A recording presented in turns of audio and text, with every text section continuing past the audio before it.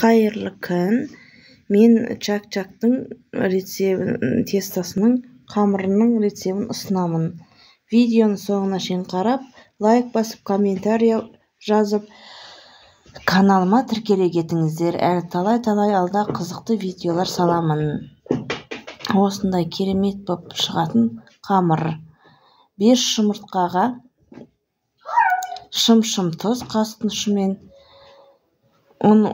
ұнды ас қасықпен салдым. Осылай араластырып аламыз. Ұнды 19 қасық салдым, ас қасықтан.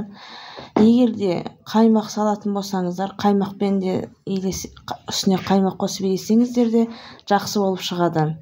Сондықтан да егерде қаймақ қосып жатсаңыздар, 22-23 қасық болады, ұнға байланысты. Сондықтан да мен қаймақсыз еледім.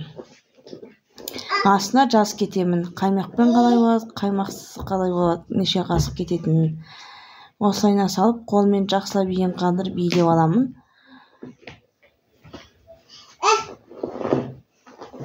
Видеоны көргендеріңізге рахмет. Келесі рецепт түсіргенше қош сау болыңыздар.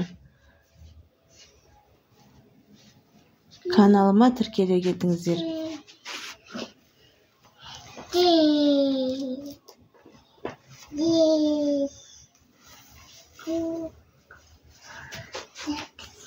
Осындай болып шықты.